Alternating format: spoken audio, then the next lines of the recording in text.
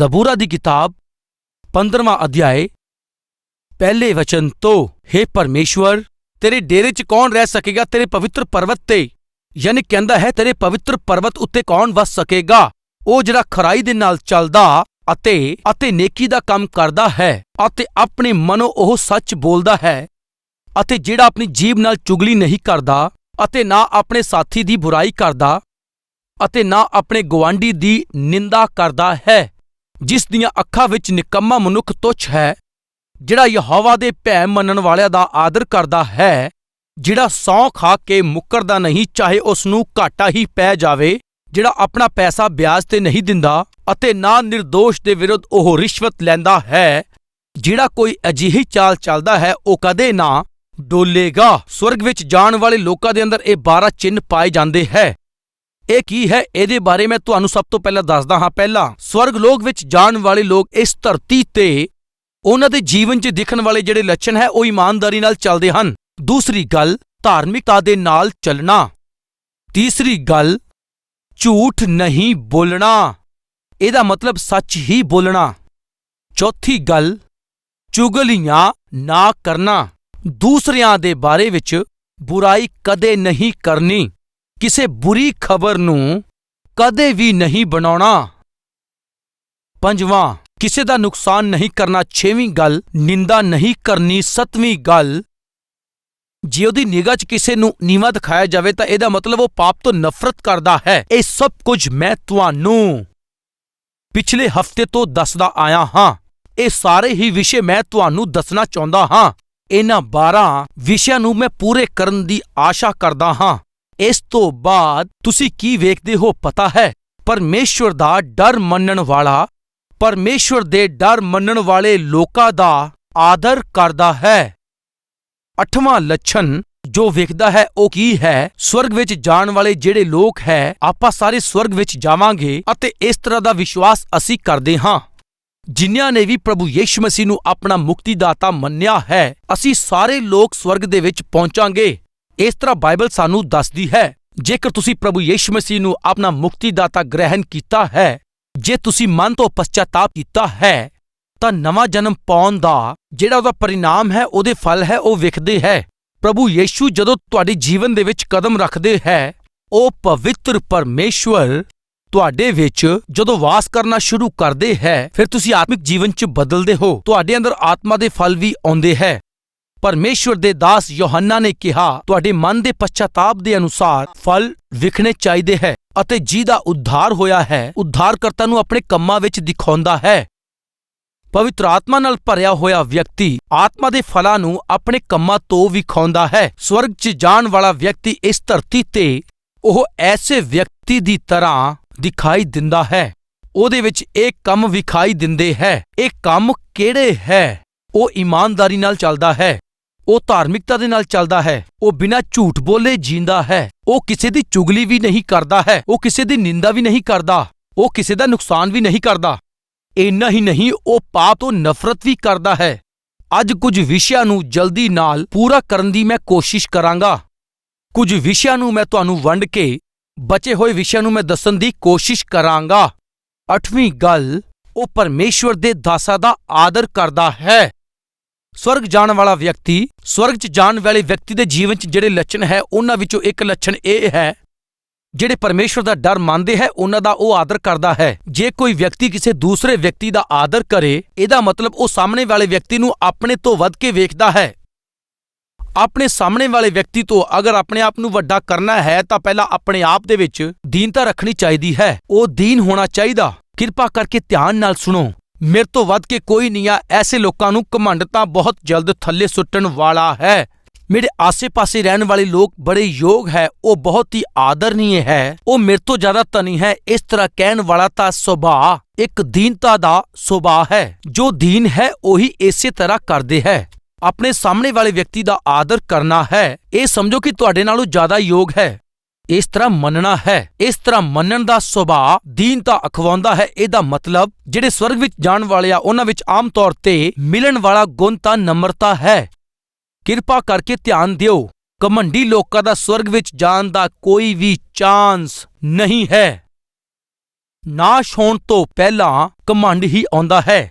ਉੱਚੇ ਹੋਣ ਤੋਂ ਪਹਿਲਾਂ ਨਮਰਤਾ ਆਉਂਦੀ ਹੈ, ਆਗਿਆਕਾਰੀਤਾ ਆਉਂਦੀ ਹੈ।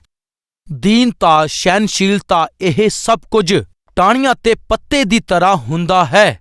ਰਾਈਟ ਫਰੈਂਡਸ, ਸਵਰਗ ਵਿੱਚ ਜਾਣ ਵਾਲੇ ਲੋਕਾਂ 'ਚ ਜਿਹੜਾ ਗੁਣ ਪਾਇਆ ਜਾਂਦਾ ਹੈ ਉਹ ਹੈ ਦੀਨਤਾ। ਦੀਨ ਲੋਕ ਕੀ ਕਰਦੇ ਹੈ ਪਤਾ ਹੈ? ਆਪਣੇ ਆਪ ਤੋਂ ਦੂਸਰੇ ਵਿਅਕਤੀ ਨੂੰ ਜ਼ਿਆਦਾ ਵੱਡਾ ਸਮਝਦਾ ਹੈ, ਉਹਦਾ ਆਦਰ ਕਰਦਾ ਹੈ। ਅੱਜ ਦਾ ਸਵਾਲ ਇਹ ਹੈ, ਕਿਸੇ ਨੇ ਕਦੀ ਦੂਸਰੇ ਨੂੰ ਆਪਣੇ ਆਪ ਤੋਂ ਵੱਡਾ ਸਮਝਿਆ ਹੈ? ਜੇ ਉਹਨੂੰ ਵੱਡਾ ਮੰਨਾਂਗੇ ਤਾਂ ਆਦਰ ਕਰਨਗੇ, ਵੱਡਾ ਮੰਨੋਗੇ ਤਾਂ ਤੁਸੀਂ ਉਹਦੀ ਤਾਰੀਫ ਕਰੋਗੇ, ਵੱਡਾ ਮੰਨੋਗੇ ਤਾਂ ਉਹਦਾ ਆਦਰ ਵੀ ਕਰੋਗੇ। ਕਲਵਰੀ ਟੈਂਪਲ ਜੋ ਹੈ, ਇਹਦੇ ਉੱਤੇ ਪਰਮੇਸ਼ਵਰ ਨੇ ਮਹਾਨ ਕਿਰਪਾ ਕੀਤੀ ਹੈ। ਕਲਵਰੀ ਟੈਂਪਲ ਦੇ ਵਿੱਚ ਐਨੇ ਪ੍ਰਭੂ ਦੇ ਸੇਵਕਾਂ ਦਾ ਆਦਰ ਕੀਤਾ ਗਿਆ।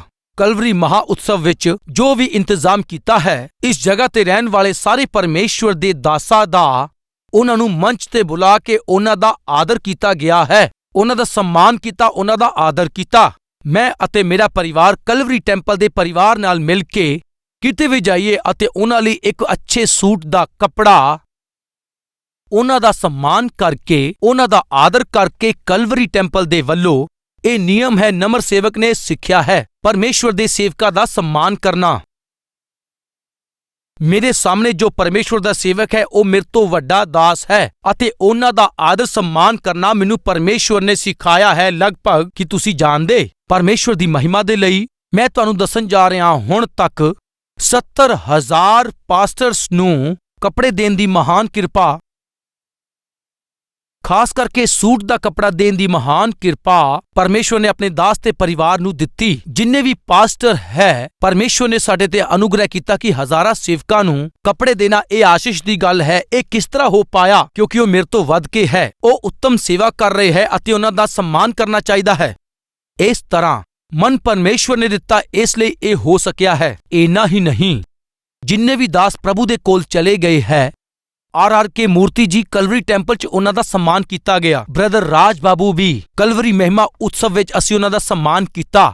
ਅੱਜ ਜਿਹੜੇ ਸਾਡੇ ਵਿਚਕਾਰ ਸੇਵਕਾਈ ਕਰ ਰਹੇ ਸੀ, ਜੀ ਸੈਮੂਅਲ ਜੀ, ਕਲਵਰੀ ਟੈਂਪਲ 'ਚ ਉਹਨਾਂ ਦਾ ਵੀ ਸਨਮਾਨ ਕੀਤਾ ਗਿਆ। ਵੱਡੀ ਸੇਵਾ ਜੋ ਕਰ ਰਹੇ ਹੈ, ਜਿਵੇਂ ਕਿ ਜੋਸ਼ੀ ਜੀ, ਕਲਵਰੀ ਟੈਂਪਲ 'ਚ ਉਹਨਾਂ ਦਾ ਵੀ ਸਨਮਾਨ ਹੋਇਆ। ਅਸੀਂ ਵੇਖਿਆ ਹੈ ਸੁਸਮਾਚਾਰ ਦਾ ਪ੍ਰਚਾਰ ਕਰਨ ਵਾਲੀ ਪਰਮੇਸ਼ਵਰ ਦੇ ਦਾਸ ਪਾਸਟਰ ਜੈਪੌਲ ਦਾ ਵੀ ਅਸੀਂ ਕਲਵਰੀ ਟੈਂਪਲ 'ਚ ਸਨਮਾਨ ਕੀਤਾ। ਇਹ ਸੰਨਾ ਜੀ ਦਾ ਵੀ ਅਸੀਂ ਪੂਰੇ ਮਨ ਤੋਂ ਪ੍ਰੇਮ ਕੀਤਾ, ਆਦਰ ਕੀਤਾ। ਉਹਨਾਂ ਨੂੰ ਵੀ ਮੈਂ ਇਹ ਸੱਦਾ ਦਿੱਤਾ ਸੀ, ਮੈਂ ਤੁਹਾਡਾ ਆਦਰ ਕਰਨਾ ਚਾਹੁੰਦਾ, ਇਸ ਤਰ੍ਹਾਂ ਕਿਹਾ, ਪਰ ਉਸ ਦਿਨ ਉਹ ਨਹੀਂ ਆ ਪਾਏ। ਉਹਨਾਂ ਦਾ ਆਦਰ ਕਰਨ ਦੀ ਮੇਰੀ ਇੱਛਾ ਸੀ ਪਰ ਨਹੀਂ ਕਰ ਪਾਇਆ। ਅਤੇ ਇੰਨਾ ਹੀ ਨਹੀਂ, ਆਪਣੇ ਮਾਤਾ ਪਿਤਾ ਦਾ ਵੀ ਆਦਰ ਕਰੋ। ਮੈਂ ਵੀ ਆਪਣੇ ਮਾਤਾ ਪਿਤਾ ਦਾ ਆਦਰ ਕੀਤਾ ਹੈ, ਸੱਸ ਸਹੁਰੇ ਦਾ ਵੀ ਮੈਂ ਆਦਰ ਕੀਤਾ, ਪ੍ਰਭੂ ਦੇ ਸੇਵਕਾਂ ਦਾ ਆਦਰ ਕੀਤਾ, ਚਰਵਾਹਿਆਂ ਦਾ ਆਦਰ ਕਰਨ ਦੀ ਪ੍ਰਭੂ ਨੇ ਕਿਰਪਾ ਕੀਤੀ। ਇੰਨਾ ਹੀ ਨਹੀਂ, ਜਿਨ੍ਹਾਂ ਨੇ ਮੈਨੂੰ ਦੁੱਖ ਦਿੱਤਾ ਹੈ ਉਹਨਾਂ ਦਾ ਵੀ ਮੈਂ ਆਦਰ ਕੀਤਾ ਹੈ, ਜਿਨ੍ਹਾਂ ਨੇ ਮੇਰੀ ਬੇਇੱਜ਼ਤੀ ਕੀਤੀ ਉਹਨਾਂ ਦਾ ਵੀ ਆਦਰ ਕੀਤਾ। ਇਸ ਦੌਰਾਨ ਇਸ ਤਰ੍ਹਾਂ ਕੋਈ ਸੀ ਜੋ ਮਾਈਕ ਤੇ, ਸਟੇਜ ਤੇ ਆ ਕੇ ਮਨਮਰਜ਼ੀ ਨਾਲ ਮੇਰੇ ਬਾਰੇ ਬੋਲਣ ਲੱਗ ਪਏ। ਉਹਨਾਂ ਦੇ ਮਨ 'ਚ ਜੋ ਵੀ ਆਇਆ ਉਹਨਾਂ ਨੇ ਬੋਲਿਆ ਤੇ ਉਹਨਾਂ ਦੇ ਵਰਕਰ ਨੇ ਮੈਨੂੰ ਦੱਸਿਆ, ਬ੍ਰਦਰ ਉਹ ਵਿਅਕਤੀ, ਉਹ ਤੁਹਾਡੇ ਤੋਂ ਫਾਇਦਾ ਲੈ ਕੇ ਅਤੇ ਬਾਹਰ ਜਾ ਕੇ ਤੁਹਾਡੇ ਬਾਰੇ ਬੋਲਦਾ ਹੈ। ਉਹਨਾਂ ਨੇ ਬੜੇ ਵਿਰੋਧੀ ਤਰੀਕੇ ਨਾਲ ਕਿਹਾ, ਸਟੇਜ ਦੇ ਉੱਤੇ ਤੁਹਾਡੇ ਅਤੇ ਤੁਹਾਡੀ ਸੇਵਕਾਈ ਦੇ ਬਾਰੇ ਉਸਨੇ ਮਾੜਾ ਚੰਗਾ ਕਿਹਾ। ਇਸ ਤਰ੍ਹਾਂ ਕਹਿਣ ਤੇ ਹੋ ਜਾਣਦੇ ਹੋ, ਸਭ ਤੋਂ ਪਹਿਲਾਂ ਮੈਂ ਪ੍ਰਾਰਥਨਾ ਕੀਤੀ ਅਤੇ ਕਿਹਾ, ਪ੍ਰਭੂ, ਉਹਨਾਂ ਨੇ ਮੇਰੇ ਤੋਂ ਆ ਕੇ ਮਦਦ ਮੰਗੀ ਸੀ, ਮੇਰੇ ਕੋਲ ਆ ਕੇ ਅਤੇ ਮੇਰੇ ਅੱਗੇ ਹੱਥ ਫੈਲਾ ਕੇ ਮੈਨੂੰ ਕਿਹਾ, ਬ੍ਰਦਰ ਮੇਰਾ ਜੀਣਾ ਮੁਸ਼ਕਿਲ ਹੋ ਰਿਹਾ ਹੈ। ਜਦੋਂ ਇਸ ਤਰ੍ਹਾਂ ਰੋ ਰਿਹਾ ਸੀ ਤਾਂ ਮੈਂ ਉਸ ਦੀ ਮਦਦ ਕੀਤੀ। ਹੁਣ ਇਹੀ ਵਿਅਕਤੀ ਜਿਨ੍ਹਾਂ ਹੱਥਾਂ ਨਾਲ ਮੈਂ ਉਹਦੀ ਮਦਦ ਕੀਤੀ ਆ, ਉਹ ਇਹਨਾਂ ਹੱਥਾਂ ਨੂੰ ਹੁਣ ਕੱਟਣਾ ਚਾਹੁੰਦਾ ਹੈ। ਪ੍ਰਭੂ ਨੇ ਕਿਹਾ, ਉਸ ਨੂੰ ਮਾਫ ਕਰ ਦੇ। ਇੰਨਾ ਹੀ ਨਹੀਂ, ਉਹਦੀ ਪਤਨੀ ਅਤੇ ਬੱਚਿਆਂ ਦੇ ਲਈ ਕੱਪੜੇ ਵੀ ਦੇ। ਜਾਣਦੇ ਹੋ ਕੀ ਹੋਇਆ? ਕ੍ਰਿਸਮਸ ਦੇ ਦਿਨ ਉਹਨਾਂ ਨੂੰ ਅਤੇ ਉਹਨਾਂ ਦੀ ਪਤਨੀ ਨੂੰ ਬਹੁਤ ਚੰਗੇ ਕੱਪੜੇ, ਬੜੇ ਮਹਿੰਗੇ ਕੱਪੜੇ ਖਰੀਦ ਕੇ ਪੈਕ ਕਰਕੇ ਅਤੇ ਉਹਦੇ ਵਿੱਚ ਗ੍ਰੀਟਿੰਗ ਕਾਰਡ ਰੱਖ ਕੇ ਕ੍ਰਿਸਮਸ ਦੇ ਮੌਕੇ ਦੀ ਸੂਚਨਾ ਪਰਮੇਸ਼ਵਰ ਨੇ, ਜਿਹੜੀ ਮਾਨਵ ਜਾਤੀ ਉਹਦੇ ਤੋਂ ਦੂਰ ਹੋ ਗਈ ਸੀ, ਉਹਦੇ ਨਾਲ ਮੇਲ ਮਿਲਾਪ ਕਰਨ ਦੇ ਲਈ ਆਪਣੇ ਪੁੱਤਰ ਨੂੰ ਭੇਜਿਆ। ਕ੍ਰਿਸਮਸ ਦੇ ਸਮੇਂ ਤੇ ਮੈਂ ਹੱਲ ਚਾਹੁੰਦਾ ਸੀ। ਇਹ ਕਹਿ ਕੇ ਇੱਕ ਵਿਅਕਤੀ ਕੋਲੋਂ ਮੈਂ ਕੱਪੜੇ ਭਿਜਵਾਏ। ਜਿਨ੍ਹਾਂ ਨੇ ਮੇਰੇ ਤੋਂ ਨਫ਼ਰਤ ਕੀਤੀ, ਉਹਨਾਂ ਦਾ ਵੀ ਆਦਰ ਕਰਨ ਲਈ ਪਰਮੇਸ਼ਵਰ ਨੇ ਮੇਰੇ ਤੇ ਕਿਰਪਾ ਕੀਤੀ। ਇੱਕ ਵਾਰ ਇੱਕ ਗੱਲ ਜੋ ਮੈਂ ਉਸ ਮੀਟਿੰਗ 'ਚ ਕਹੀ, ਉੱਥੇ ਇੱਕ ਕੋਨੇ ਤੇ ਬੈਠਿਆ ਸੀ ਤਾਂ ਇੱਕ ਪ੍ਰਭੂ ਦੇ ਅਦਭੁਤ ਦਾਸ ਆ ਕੇ ਉੱਥੇ ਬੈਠ ਗਏ। ਜਦੋਂ ਉਹ ਆਏ ਤਾਂ ਮੈਂ ਜਲਦੀ ਨਾਲ ਉਹਨਾਂ ਨਾਲ ਜਾ ਕੇ ਹੱਥ ਮਿਲਾਉਣ ਦੀ ਕੋਸ਼ਿਸ਼ ਕੀਤੀ ਸੀ। ਹੱਥ ਮਿਲਾਉਣ ਦੇ ਲਈ ਉਹਨਾਂ ਨੇ ਆਪਣਾ ਹੱਥ ਅੱਗੇ ਵਧਾਇਆ ਅਤੇ ਪਤਾ ਨਹੀਂ ਫਿਰ ਕੀ ਹੋਇਆ, ਉਹਨਾਂ ਨੇ ਆਪਣਾ ਹੱਥ ਪਿੱਛੇ ਖਿੱਚ ਲਿਆ, ਸ਼ੇਕ ਹੈਂਡ ਵੀ ਨਹੀਂ ਕੀਤਾ। ਮੈਂ ਕਦੀ ਵੀ ਉਹਨਾਂ ਦਾ ਨੁਕਸਾਨ ਨਹੀਂ ਕੀਤਾ, ਕਦੇ ਦੁੱਖ ਨਹੀਂ ਦਿੱਤਾ। ਮੈਂ ਉਹਨਾਂ ਨੂੰ ਪ੍ਰਭੂ ਦੇ ਮਹਾਨ ਦਾਸ ਸਮਝਦਾ ਹਾਂ, ਅੱਜ ਵੀ ਸਮਝਦਾ ਹਾਂ। ਉਹਨਾਂ ਨੇ ਮੇਰੇ ਨਾਲ ਹੱਥ ਮਿਲਾਉਣਾ ਵੀ ਨਹੀਂ ਚਾਹਿਆ। ਮੈਂ ਤਾਂ ਉਹਨਾਂ ਨਾਲ ਬਸ ਹੱਥ ਮਿਲਾਉਣਾ ਚਾਹੁੰਦਾ ਸੀ ਪ੍ਰਭੂ, ਪਰ ਉਹ ਤਾਂ ਮੇਰੇ ਨਾਲ ਹੱਥ ਵੀ ਨਹੀਂ ਮਿਲਾਉਣਾ ਚਾਹੁੰਦੇ। ਮੈਂ ਕੀ ਕਰਾਂ ਪ੍ਰਭੂ? ਪਰਮੇਸ਼ਰ ਨੇ ਮੈਨੂੰ ਕੀ ਕਿਹਾ ਪਤਾ ਹੈ? ਉਹਨਾਂ ਨੂੰ ਆਪਣੀ ਕਲੀਸਿਆ 'ਚ ਬੁਲਾ ਕੇ ਉਹਨਾਂ ਦਾ ਸਨਮਾਨ ਕਰੋ। ਪ੍ਰਭੂ ਦੇ ਸੇਵਕ ਨੂੰ ਮੈਂ ਕਲਵਰੀ ਟੈਂਪਲ ਦੇ ਵਿੱਚ ਬੁਲਾਇਆ, ਸੋਨੇ ਦੀ ਅੰਗੂਠੀ ਪਵਾਈ, ਕੁਰਸੀ ਤੇ ਬਿਠਾ ਕੇ ਉਹਨਾਂ ਨੂੰ ਸ਼ਾਲ ਦਿੱਤਾ, ਫੁੱਲਾਂ ਦਾ ਹਾਰ ਪਵਾਇਆ, ਗਿਫਟ ਦੇ ਕੇ ਮੈਂ ਉਹਨਾਂ ਦਾ ਸਨਮਾਨ ਕੀਤਾ। ਮੈਂ ਤੁਹਾਨੂੰ ਇਸ ਲਈ ਦੱਸ ਰਿਹਾ ਹਾਂ ਫਰੈਂਡਸ, ਜੇ ਪਰਮੇਸ਼ਰ ਤੁਹਾਡੇ ਅੰਦਰ ਹੈ ਤਾਂ ਉਸ ਘਮੰਡ ਨੂੰ ਤੁਸੀਂ ਸਲੀਬ ਤੇ ਟੰਗ ਦਿੰਦੇ ਹੋ। ਹੰਕਾਰ ਮਤਲਬ ਮੈਂ ਹਾਂ, ਮੈਂ ਹੀ ਹਾਂ, ਇਹ ਹੰਕਾਰ ਅਗਰ ਸਲੀਬ ਤੇ ਟੰਗਿਆ ਜਾਏ ਤਾਂ ਹੀ। ਜੇ ਯੀਸ਼ੂ ਨੂੰ ਆਪਣੇ ਕੰਮਾਂ ਦੇ ਵਿੱਚ ਤੁਸੀਂ ਵਿਖਾ ਸਕਦੇ ਹੋ ਤਾਂ ਯੀਸ਼ੂ ਮਸੀਹ ਦੇ ਇਸ ਧਰਤੀ ਤੇ ਗਵਾਹ ਬਣ ਕੇ ਜੀ ਸਕਦੇ ਹੋ। ਇਹ ਸਭ ਕੁਝ ਕਦੋਂ ਠੀਕ ਹੋਵੇਗਾ? ਜਦੋਂ ਤੁਸੀਂ ਦੀਨ ਬਣੋਗੇ, ਉਦੋਂ ਹੀ ਇਹ ਸਭ ਕੁਝ ਹੋਵੇਗਾ। ਜਿਹਦੇ ਵਿੱਚ ਦੀਨਤਾ ਹੈ, ਕੇਵਲ ਉਹੀ ਦੂਸਰੇ ਨੂੰ ਮਾਫ ਕਰ ਸਕਦਾ ਹੈ। ਇੱਕ ਦੀਨ ਵਿਅਕਤੀ ਹੀ ਦੂਸਰੇ ਨੂੰ ਆਪਣੇ ਆਪ ਤੋਂ ਵੱਧ ਕੇ ਸਮਝੇਗਾ। ਅੱਜ ਬਹੁਤ ਸਾਰੇ ਲੋਕ ਦੂਸਰੇ ਦਾ ਆਦਰ ਨਹੀਂ ਕਰਦੇ ਕਿਉਂਕਿ ਉਹਨਾਂ ਵਿੱਚ ਘਮੰਡ ਹੈ। ਉਹ ਦੂਸਰੇ ਵਿਅਕਤੀ ਨਾਲ ਗੱਲ ਨਹੀਂ ਕਰਦੇ ਕਿਉਂਕਿ ਉਹਨਾਂ ਅੰਦਰ ਘਮੰਡ ਹੈ।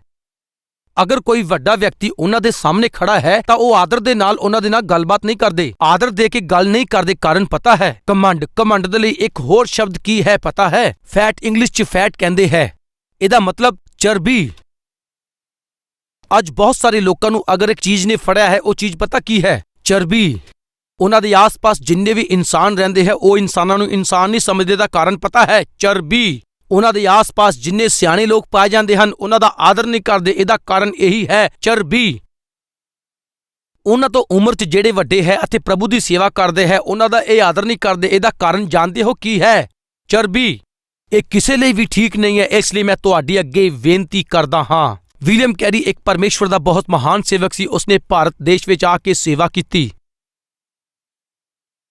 ਪੂਰੀ ਬਾਈਬਲ ਦਾ ਉਸਨੇ 40 ਭਾਸ਼ਾ ਦੇ ਵਿੱਚ ਅਨੁਵਾਦ ਕੀਤਾ। ਯੂਨੀਵਰਸਿਟੀ ਦੀ ਉਸਨੇ ਸਥਾਪਨਾ ਕੀਤੀ ਅਤੇ ਬੈਂਕਿੰਗ ਦੀ ਉਸਨੇ ਸਥਾਪਨਾ ਕੀਤੀ। ਭਾਰਤ ਵਿੱਚ ਬੈਂਕਿੰਗ ਸਿਸਟਮ ਸ਼ੁਰੂ ਕੀਤਾ। ਇਹ ਵਿਲੀਅਮ ਕੈਰੀ ਨੇ ਹੀ ਸ਼ੁਰੂ ਕੀਤਾ ਸੀ। ਇੰਨਾ ਹੀ ਨਹੀਂ, ਸਤੀਸ਼ ਸਹਿਗਮ ਨੂੰ ਇਸ ਤਰ੍ਹਾਂ ਦੇ ਵਿਵਹਾਰ ਨੂੰ ਦੂਰ ਕਰਨ ਦੀ ਕੋਸ਼ਿਸ਼ ਦੇ ਵਿੱਚ ਰਾਜਾ ਰਾਮ ਮੋਹਨ ਰਾਏ ਦੇ ਨਾਲ ਮਿਲ ਕੇ ਇਹਦਾ ਵੱਡਾ ਸੰਘਰਸ਼ ਕੀਤਾ। ਇਹਦੇ ਪ੍ਰਤੀਫਲ ਦੇ ਵਿੱਚ ਸਤੀਸ਼ ਸਹਿਗਮਨ ਨੂੰ ਉਹਨਾਂ ਨੇ ਬੰਦ ਕਰਵਾਉਣ ਦੀ ਕੋਸ਼ਿਸ਼ ਕੀਤੀ। ਇੰਨਾ ਅਦਭੁਤ ਕੰਮ ਕੀਤਾ। ਇੰਗਲਿਸ਼ ਤੋਂ ਸੰਸਕ੍ਰਿਤ ਦੇ ਵਿੱਚ ਡਿਕਸ਼ਨਰੀ ਬਣਾਈ ਅਤੇ ਉਸ ਸਮੇਂ ਭਾਰਤ ਦੇਸ਼ ਦੇ ਵਿੱਚ ਵਿਲੀਅਮ ਕੈਰੀ ਦੇ ਨਾਮ ਦਾ ਇੱਕ ਪੋਸਟਲ ਸਟੈਂਪ ਵੀ ਜਾਰੀ ਕੀਤਾ ਗਿਆ ਸੀ। ਇੰਨੀ ਅਦਭੁਤ ਸੇਵਾ ਵਿਲੀਅਮ ਕੈਰੀ ਨੇ ਜੋ ਬੜੇ ਪਿਆਰ ਨਾਲ ਕੀਤੀ ਸੀ, ਉਹਨਾਂ ਦਾ ਆਦਰ ਕਰਨਾ ਚਾਹੀਦਾ ਸੀ। ਇਸ ਤਰ੍ਹਾਂ ਉੱਥੋਂ ਦੇ ਪ੍ਰਾਂਤ ਦੇ ਲੋਕਾਂ ਨੇ ਉਹਨਾਂ ਦੇ ਬਾਰੇ ਸੋਚਿਆ। ਜਦੋਂ ਉਹਨਾਂ ਦੇ ਸਨਮਾਨ ਦੇ ਬਾਰੇ ਸੋਚ ਰਹੇ ਸੀ ਤਾਂ ਬਹੁਤ ਸਾਰੇ ਲੋਕਾਂ ਨੇ ਆ ਕੇ ਵਡਿਆਈ ਕੀਤੀ। ਵਿਲੀਅਮ ਕੈਰੀ ਦੇ ਬਾਰੇ ਗੱਲਬਾਤ ਕਰਦੇ ਹੋਏ ਸਾਹਮਣੇ ਵਾਲੇ ਵਿਅਕਤੀ ਦਾ ਸਨਮਾਨ ਕਰਨਾ, ਉਹਦੀ ਤਾਰੀਫ ਕਰਨਾ, ਇਹ ਗੁਣ ਵਾਲੇ ਵਿਅਕਤੀ ਦੇ ਚਿੰਨ੍ਹ ਹੈ। ਸਮਝ ਰਹੇ ਹੋ ਨਾ? ਸਾਹਮਣੇ ਵਾਲੇ ਵਿਅਕਤੀ ਦੀ ਤਾਰੀਫ ਕਰਨਾ, ਉਹਨਾਂ ਦਾ ਆਦਰ ਕਰਨਾ ਅਤੇ ਸਾਹਮਣੇ ਵਾਲੇ ਵਿਅਕਤੀ ਦੀ ਅੱਛਾਈ ਨੂੰ ਪ੍ਰਗਟ ਕਰਨਾ, ਇਹ ਗੁਣ ਵਾਲੇ ਵਿਅਕਤੀ ਦੀ ਨਿਸ਼ਾਨੀ ਹੈ। ਜਿਹਦੇ 'ਚ ਗੁਣ ਨਹੀਂ ਹੈ, ਉਹਦੇ 'ਚ ਇਹ ਖਾਸੀਅਤ ਨਹੀਂ ਹੁੰਦੀ। ਜਿਹਦੇ ਅੰਦਰ ਪਾਪ ਹੈ, ਉਹ ਸਾਹਮਣੇ ਵਾਲੇ ਵਿਅਕਤੀ ਦਾ ਆਦਰ ਨਹੀਂ ਕਰੇਗਾ। ਉਹ ਸਾਹਮਣੇ ਵਾਲੇ ਵਿਅਕਤੀ ਦੀ ਅੱਛਾਈ ਨਹੀਂ ਵੇਖ ਸਕਦੇ, ਉਹਨਾਂ ਦੀ ਇਨਸਾਨੀਅਤ ਨੂੰ ਵੀ ਉਹ ਵੇਖ ਨਹੀਂ ਸਕਦੇ, ਉਹ ਉਹਨਾਂ ਦੀ ਆਤਮਿਕਤਾ ਨੂੰ ਵੀ ਨਹੀਂ ਸਮਝਦੇ। ਇਹਦੇ ਪਿੱਛੇ ਕਾਰਨ ਹੈ, ਪਾਇਆ ਜਾਂਦਾ ਹੈ ਘਮੰਡ। ਉਹਨਾਂ ਵਿੱਚੋਂ ਸਾਰੇ ਗੁਣ ਖਤਮ ਹੋ ਜਾਂਦੇ ਆ। ਫਿਰ ਕੀ ਹੋਇਆ ਤੁਹਾਨੂੰ ਪਤਾ ਹੈ? ਜਦੋਂ ਸਾਰੇ ਲੋਕ ਉਹਨਾਂ ਦਾ ਆਦਰ ਕਰ ਰਹੇ ਸੀ, ਸਨਮਾਨ ਕਰ ਰਹੇ ਸੀ, ਤਾਂ ਇੱਕ ਵਿਅਕਤੀ ਨੇ ਉੱਠ ਕੇ, ਜਦੋਂ ਸਮੇਂ ਆਇਆ ਤਾਂ ਉਦੋਂ ਉਸਨੇ ਉੱਠ ਕੇ ਬੋਲਣਾ ਇਸ ਤਰ੍ਹਾਂ ਸ਼ੁਰੂ ਕਰ ਦਿੱਤਾ। ਕੀ ਕਿਹਾ ਪਤਾ ਹੈ? ਵਿਲੀਅਮ ਕੈਰੀ ਜੀ ਨੇ ਬਹੁਤ ਚੰਗੇ ਕੰਮ ਕੀਤੇ ਹੈ ਅਤੇ ਉਹਨਾਂ ਦੇ ਆਦਰ ਦੇ ਲਈ ਤੁਸੀਂ ਇੱਕ ਸਭਾ ਵੀ ਨਿਯੁਕਤ ਕੀਤੀ ਹੈ। ਤੁਸੀਂ ਉਹਨਾਂ ਦਾ ਸਨਮਾਨ ਕਰ ਰਹੇ ਹੋ, ਆਦਰ ਕਰ ਰਹੇ ਹੋ, ਉਹਨਾਂ ਬਾਰੇ ਚੰਗੀ ਤਰ੍ਹਾਂ ਦੱਸ ਰਹੇ ਹੋ। ਇਹਦਾ ਕਾਰਨ ਪਤਾ ਹੈ? ਅਸਲ ਦੇ ਵਿੱਚ ਵਿਲੀਅਮ ਕੈਰੀ ਦਾ ਕੰਮ ਕੀ ਸੀ, ਉਹਨਾਂ ਦਾ ਵਿਵਸਾय ਕੀ ਸੀ, ਇਸ ਦਾ ਕਾਰਨ ਤੁਹਾਨੂੰ ਪਤਾ ਹੈ? ਉਹ ਕਹਿਣ ਲੱਗਾ, ਵਿਲੀਅਮ ਕੈਰੀ ਤਾਂ ਆਫਟਰ ਆਲ ਜੁੱਤੀਆਂ ਬਣਾਉਣ ਵਾਲਾ ਇੱਕ ਵਿਅਕਤੀ ਹੈ। ਉਹ ਚੱਪਲਾਂ ਬਣਾਉਣ ਵਾਲਾ ਹੈ। ਇਸ ਤਰ੍ਹਾਂ ਚੱਪਲਾਂ ਬਣਾਉਣ ਵਾਲੇ ਅਤੇ ਜੁੱਤੀਆਂ ਬਣਾਉਣ ਵਾਲੇ ਵਿਅਕਤੀ ਦਾ ਤੁਸੀਂ ਆਦਰ ਕਰ ਰਹੇ ਹੋ, ਮੈਨੂੰ ਖੁਸ਼ੀ ਹੈ। ਵੇਖੋ, ਇਹ ਗੰਦੇ ਗੁਣ ਵਾਲੇ ਵਿਅਕਤੀ ਹੈ। ਘਮੰਡ ਨਾਲ ਭਰਿਆ ਹੋਇਆ ਵਿਅਕਤੀ ਸਾਹਮਣੇ ਗੁਣ ਵਾਲੇ ਵਿਅਕਤੀ ਨੂੰ ਉਹ ਚੰਗੀ ਤਰ੍ਹਾਂ ਗ੍ਰਹਿਣ ਨਹੀਂ ਕਰੇਗਾ ਕਿਉਂਕਿ ਉਹਦੇ ਅੰਦਰ ਗੁਣ ਹੀ ਪਾਪੀ ਹੈ। ਅਤੇ ਸਾਰੇ ਲੋਕ ਹੈਰਾਨ ਹੋ ਗਏ ਅਤੇ ਕਹਿਣ ਲੱਗੇ, ਅਸੀਂ ਤਾਂ ਆਦਰ ਕਰਨ ਲਈ ਇਹ ਸਭ ਨੂੰ ਬੁਲਾਇਆ ਹੈ। ਪ੍ਰਜਾ ਦੇ ਲਈ ਉਹਨਾਂ ਨੇ ਜੋ ਸਭ ਕੰਮ ਕੀਤੇ, ਉਹਨਾਂ ਦੀ ਆਦਰ ਲਈ ਅਸੀਂ ਇਹ ਸਭਾ ਬੁਲਾਈ ਹੈ। ਇਹ ਬਿਨਾਂ ਗੁਣ ਵਾਲਾ ਵਿਅਕਤੀ ਇਹਦੇ ਬਾਰੇ ਕਿੱਦਾਂ ਗੱਲ ਕਰ ਰਿਹਾ ਹੈ? ਇਹਦਾ ਮੂੰਹ ਕੌਣ ਬੰਦ ਕਰਵਾ ਸਕਦਾ ਹੈ? ਐਸਾ ਵਿਚਾਰ ਕਿਸੇ ਦੇ ਮਨ 'ਚ ਆਇਆ ਹੋਗਾ। ਇਸ ਦੌਰਾਨ ਕਿਸੇ ਨੇ ਫਿਰ ਵਿਲੀਅਮ ਕੈਰੀ ਉੱਠਿਆ। ਇਹ ਵਿਅਕਤੀ ਜਦੋਂ ਇਹ ਸਭ ਕੁਝ ਦੱਸ ਕੇ ਬੈਠ ਗਿਆ, ਉਦੋਂ ਵਿਲੀਅਮ ਕੈਰੀ ਨੇ ਕੀ ਕਿਹਾ ਪਤਾ ਹੈ? ਮੇਰੇ ਬਾਰੇ ਬਹੁਤ ਸਾਰੇ ਲੋਕਾਂ ਨੇ ਬੜੇ ਅਦਭੁਤ ਤਰੀਕੇ ਨਾਲ ਦੱਸਿਆ ਹੈ। ਮੈਂ ਜੁੱਤੀਆਂ ਬਣਾਉਣਾ ਹਾਂ, ਮੈਂ ਚੱਪਲਾਂ ਬਣਾਉਣਾ ਹਾਂ। ਇਸ ਵਿਅਕਤੀ ਨੇ ਮੇਰੇ ਬਾਰੇ ਬਹੁਤ ਅਦਭੁਤ ਤਰੀਕੇ ਨਾਲ ਦੱਸਿਆ। ਭਾਈ ਸਾਹਿਬ, ਮੈਂ ਤੁਹਾਨੂੰ ਇੱਕ ਗੱਲ ਦੱਸਦਾ ਹਾਂ। ਅਤੇ ਉਹ ਉਹਦੇ ਵੱਲ ਵੇਖਣ ਲੱਗਾ। ਵਿਲੀਅਮ ਕੈਰੀ ਨੇ ਕਿਹਾ, ਮੈਂ ਚੱਪਲਾਂ ਨਹੀਂ ਬਣਾਉਣਾ, ਮੈਂ ਜੁੱਤੀਆਂ ਨਹੀਂ ਬਣਾਉਣਾ, ਮੈਂ ਪੁਰਾਣੀਆਂ ਚੱਪਲਾਂ ਸਿਲਵਾਉਂਦਾ ਹਾਂ। ਮੈਂ ਨਵੀਆਂ ਚੱਪਲਾਂ ਬਣਾਉਣ ਵਾਲਾ ਨਹੀਂ, ਨਵੇਂ ਬੂਟ ਬਣਾਉਣ ਵਾਲਾ ਨਹੀਂ, ਮੈਂ ਤਾਂ ਬੂਟ ਪਾਲਿਸ਼ ਕਰਨ ਵਾਲਾ ਹਾਂ। ਤੁਹਾਡੇ ਵਰਗੇ ਵੱਡੇ ਲੋਕ ਜਦੋਂ ਬੂਟ ਲੈ ਕੇ ਆਉਂਦੇ ਹਨ ਤਾਂ ਮੈਂ ਬੂਟ ਪਾਲਿਸ਼ ਕਰਦਾ ਹਾਂ। ਟੁੱਟੀਆਂ ਚੱਪਲਾਂ ਲਿਆ ਕੇ ਅਗਰ ਤੁਸੀਂ ਮੇਰੇ ਅੱਗੇ ਰੱਖਦੇ ਹੋ ਤਾਂ ਮੈਂ ਉਹਨਾਂ ਨੂੰ ਠੀਕ ਕਰਵਾ ਦਿੰਦਾ ਹਾਂ। ਮੈਂ ਨਵੇਂ ਬੂਟ ਨਹੀਂ ਬਣਾਉਂਦਾ ਅਤੇ ਨਾ ਹੀ ਨਵੀਆਂ ਚੱਪਲਾਂ ਤਿਆਰ ਕਰਦਾ। ਮੈਂ ਤਾਂ ਪੁਰਾਣੀਆਂ ਚੱਪਲਾਂ ਠੀਕ ਕਰਨ ਵਾਲਾ ਇੱਕ ਆਮ ਜਿਹਾ ਵਿਅਕਤੀ ਹਾਂ। ਘਮੰਡੀ ਵਿਅਕਤੀ ਦੇ ਇਸ ਗੁਣ ਨੂੰ ਕਿਸ ਨੇ ਰੌਣ ਦਿੱਤਾ ਪਤਾ ਹੈ? ਦੀਨ ਵਿਅਕਤੀ ਦੀ ਨਮਰਤਾ ਨੇ। ਇਹੀ ਹੈ ਨਮਰਤਾ। ਉਸ ਦਿਨ ਵਿਲੀਅਮ ਕੈਰੀ ਨੇ ਆਪਣੀ ਦੀਨਤਾ ਨੂੰ ਵਿਖਾ ਕੇ ਅਤੇ ਆਪਣੀ ਨਮਰਤਾ ਨੂੰ ਵਿਖਾ ਕੇ ਉਸ ਦਿਨ ਸਾਰੇ ਲੋਕਾਂ ਨੇ ਮਨ 'ਚ ਕੀ ਸੋਚਿਆ ਹੋਵੇਗਾ ਪਤਾ ਹੈ? ਇਸ ਨੂੰ ਚੰਗੀ ਅਕਲ ਸਿਖਾਈ, ਫਿਰ ਇਸ ਨੂੰ ਖੜਾ ਹੋਣ ਦੇ ਲਾਇਕ ਨਹੀਂ ਛੱਡਿਆ। ਕਿਰਪਾ ਕਰਕੇ ਸੁਣੋ, ਘਮੰਡ ਨੂੰ ਤੋੜਨ ਵਾਲੀ ਦੀਨਤਾ ਹੈ। ਦੀਨਤਾ ਨੂੰ ਤੋੜਨ ਵਾਲਾ ਤਾਂ ਘਮੰਡ, ਜੋ ਘਮੰਡੀ ਹੈ ਉਹਦੇ ਕੋਲ ਸਵਰਗ ਵਿੱਚ ਜਾਣ ਦਾ ਮੌਕਾ ਨਹੀਂ ਹੈ। ਕਾਰਨ ਪਤਾ ਹੈ? ਘਮੰਡ ਕਰਨ ਵਾਲਾ ਸ਼ੈਤਾਨ ਕਿਸੇ ਸਮੇਂ ਦੇ ਵਿੱਚ ਇੱਕ ਸਵਰਗ ਦੂਤ ਸੀ। ਕਿਸੇ ਸਮੇਂ ਪਰਮੇਸ਼ਵਰ ਦੇ ਕੋਲ ਰਹਿਣ ਵਾਲਾ ਉਹ ਪ੍ਰਧਾਨ ਦੂਤ ਸੀ। ਘਮੰਡ ਦੇ ਕਾਰਨ ਉਸ ਨੂੰ ਸਵਰਗ ਦੇ ਉੱਤੋਂ ਥੱਲੇ ਸੁੱਟਿਆ ਗਿਆ। ਉੱਥੇ ਘਮੰਡ ਲਈ ਜਗ੍ਹਾ ਨਹੀਂ, ਘਮੰਡ ਕਰਨ ਵਾਲੇ ਲਈ ਕੋਈ ਜਗ੍ਹਾ ਨਹੀਂ। ਅਗਰ ਅੱਜ ਦੇ ਦਿਨ ਤੁਹਾਡੇ ਅੰਦਰ ਘਮੰਡ ਪਾਇਆ ਜਾਂਦਾ ਹੈ ਤਾਂ ਅੱਜ ਹੀ ਤੁਰੰਤ ਹੀ ਉਸ ਨੂੰ ਠੀਕ ਕਰੋ। ਕਿਉਂਕਿ ਘਮੰਡੀ ਲੋਕਾਂ ਨੂੰ ਸਵਰਗ ਜਾਣ ਦਾ ਕੋਈ ਵੀ ਚਾਂਸ ਨਹੀਂ ਮਿਲੇਗਾ। ਘਮੰਡੀ ਵਿਅਕਤੀ ਸਾਹਮਣੇ ਵਾਲੇ ਵਿਅਕਤੀ ਨੂੰ ਆਪਣੇ ਤੋਂ ਵੱਧ ਕੇ ਵੇਖ ਨਹੀਂ ਸਕਦਾ। ਸਵਰਗ ਵਿੱਚ ਜਾਣ ਵਾਲੇ ਲੋਕਾਂ ਦੇ ਲੱਛਣ ਤੁਹਾਨੂੰ ਪਤਾ ਹੈ। ਆਪਣੇ ਆਸ-ਪਾਸ ਦੇ ਲੋਕਾਂ ਨੂੰ ਆਪਣੇ ਤੋਂ ਬਿਹਤਰ ਸਮਝਦੇ ਹੈ। ਹੋ ਸਕਦਾ ਤੁਹਾਡੀ ਨੌਕਰੀ ਦੀ ਜਗ੍ਹਾ ਹੋਵੇ, ਜਿੱਥੇ ਕੰਮ ਕਰ ਰਹੇ ਉੱਥੇ ਹੋ ਸਕਦਾ, ਜਿੱਥੇ ਪੜ੍ਹਾਈ ਕਰ ਰਹੇ ਉੱਥੇ ਹੋ ਸਕਦਾ, ਜਿੱਥੇ ਸੇਵਕਾਈ ਕਰ ਰਹੇ ਉੱਥੇ ਹੋ ਸਕਦਾ ਹੈ, ਕਲੀਸਿਆ 'ਚ ਹੋ ਸਕਦਾ ਹੈ। ਦੂਸਰੇ ਦਾ ਮਜ਼ਾਕ ਉਡਾਉਣਾ, ਦੂਸਰੇ ਨੂੰ ਆਪਣੇ ਤੋਂ ਨੀਵਾਂ ਸਮਝਣਾ ਅਤੇ ਦੂਸਰੇ ਨੂੰ ਆਪਣੇ ਤੋਂ ਝਟਕੇ ਨਾਲ ਦੂਰ ਕਰਨਾ, ਉਹਨਾਂ ਨੂੰ ਜਾਨਵਰਾਂ ਦੀ ਤਰ੍ਹਾਂ ਸਮਝਣਾ ਅਤੇ ਉਹਨਾਂ ਦੀ ਬੇਇੱਜ਼ਤੀ ਕਰਨਾ, ਇਹ ਆਤਮਿਕ ਲੱਛਣ ਨਹੀਂ ਹੈ। ਸਾਹਮਣੇ ਵਾਲਾ ਵਿਅਕਤੀ ਵੱਡਾ ਨਹੀਂ ਹੋ ਸਕਦਾ ਉਹ ਜ਼ਿਆਦਾ ਪੜ੍ਹਿਆ ਲਿਖਿਆ ਵੀ ਨਾ ਹੋਵੇ। ਸਾਹਮਣੇ ਵਾਲਾ ਵਿਅਕਤੀ ਹੋ ਸਕਦਾ ਦੂਜੀ ਜਾਤੀ ਦਾ ਹੋਵੇ, ਪਰ ਬੜੇ ਧਿਆਨ ਦੇ ਨਾਲ ਸੁਣੋ, ਜੇ ਤੁਹਾਡੇ ਅੰਦਰ ਯਿਸੂ ਮਸੀਹ ਹੈ, ਨਾ ਉਹਦੀ ਪੜ੍ਹਾਈ ਦੇ ਕਾਰਨ, ਨਾ ਉਹਦੀ ਦੋਸਤੀ ਦੇ ਕਾਰਨ, ਨਾ ਉਹਦੀ ਸੁੰਦਰਤਾ ਦੇ ਕਾਰਨ, ਤੁਸੀਂ ਦਿੱਤੀ ਹੋਈ ਕੀਮਤ ਦੇ ਕਾਰਨ, ਉਹ ਪਰਮੇਸ਼ਵਰ ਦੁਆਰਾ ਬਣਾਏ ਗਏ ਹੈ, ਉਹ ਪਰਮੇਸ਼ਵਰ ਦਾ ਬੇਟਾ ਹੈ, ਪਰਮੇਸ਼ਵਰ ਦੀ ਬੇਟੀ ਹੈ। ਅੱਜ ਐਸੇ ਵੀ ਲੋਕ ਹੈ ਜਿਹੜੇ ਕੁੱਲ ਦੇ ਕਾਰਨ ਆਦਰ ਕਰਦੇ ਹੈ, ਧਨ ਦੌਲਤ ਵੇਖ ਕੇ ਇੱਜ਼ਤ ਕਰਦੇ ਹੈ, ਉਹਨਾਂ ਦੇ ਅਹੁਦੇ ਨੂੰ ਵੇਖ ਕੇ, ਉਹਨਾਂ ਦੀ ਪਦਵੀ ਨੂੰ ਵੇਖ ਕੇ, ਉਹਨਾਂ ਦੇ ਗਿਆਨ ਨੂੰ ਵੇਖ ਕੇ, ਉਹਨਾਂ ਦੀ ਧਨ ਦੌਲਤ ਦੇ ਕਾਰਨ ਅਸੀਂ ਉਹਨਾਂ ਦਾ ਆਦਰ ਕਰਦੇ ਹਾਂ। ਪਰ ਜਿਹੜਾ ਸੱਚਾ ਆਤਮਿਕ ਵਿਅਕਤੀ ਹੈ ਉਹ ਇਹ ਸਭ ਵੇਖ ਕੇ ਆਦਰ ਨਹੀਂ ਦਿੰਦਾ। ਉਹਦੇ ਅੰਦਰ ਪਾਈ ਜਾਣ ਵਾਲੀ ਦੀਨਤਾ ਦੇ ਕਾਰਨ ਉਹ ਸਾਹਮਣੇ ਵਾਲੇ ਦਾ ਆਦਰ ਕਰਦਾ ਹੈ। ਮੈਂ ਪੁੱਛਦਾ ਹਾਂ, ਜੋ ਤੁਹਾਡੀ ਉਮਰ ਤੋਂ ਵੱਡੇ ਹੈ, ਕੀ ਉਹਨਾਂ ਨਾਲ ਤੁਸੀਂ ਇੱਜ਼ਤ ਨਾਲ ਗੱਲ ਕਰਦੇ ਹੋ? ਆਪਣੇ ਆਸ-ਪਾਸ ਦੇ ਲੋਕਾਂ ਨੂੰ ਤੁਸੀਂ ਆਪਣੇ ਤੋਂ ਜ਼ਿਆਦਾ ਤੁਸੀਂ ਯੋਗ ਸਮਝਦੇ ਹੋ ਜਾਂ ਫਿਰ ਉਹਨਾਂ ਨੂੰ ਫਿਟਕਾਰ ਕੇ ਗੱਲ ਕਰਦੇ ਹੋ? ਸਾਵਧਾਨ, ਘਮੰਡ ਤਾਂ ਗੁਣ ਖਤਮ ਕਰਦਾ ਹੈ, ਦੀਨਤਾ ਘਮੰਡ ਨੂੰ ਬਾਹਰ ਕੱਢਦੀ ਹੈ। ਸਵਰਗ ਵਿੱਚ ਜਾਣ ਵਾਲੇ ਲੋਕਾਂ ਦੇ ਅੰਦਰ ਗੁਣ ਕੀ ਵੇਖਦੇ ਹੈ ਪਤਾ ਹੈ? ਉਹ ਦੂਸਰੇ ਵਿਅਕਤੀ ਨੂੰ ਆਪਣੇ ਤੋਂ ਵੱਧ ਕੇ ਆਦਰ ਤੇ ਸਨਮਾਨ ਦਿੰਦੇ ਹੈ।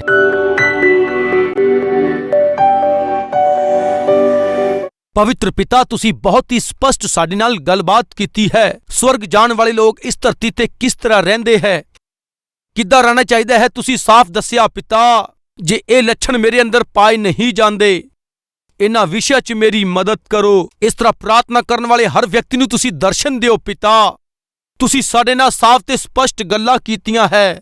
ਤੁਹਾਡੀ ਸਤੂਤੀ ਕਰਦੇ ਧੰਨਵਾਦ ਦਿੰਦੇ ਹਾਂ। ਪ੍ਰਭੂ, ਸਾਡੇ ਦੇਸ਼ ਨੂੰ ਅਤੇ ਰਾਜ ਨੂੰ ਤੁਸੀਂ ਆਸ਼ੀਸ਼ ਦਿਓ।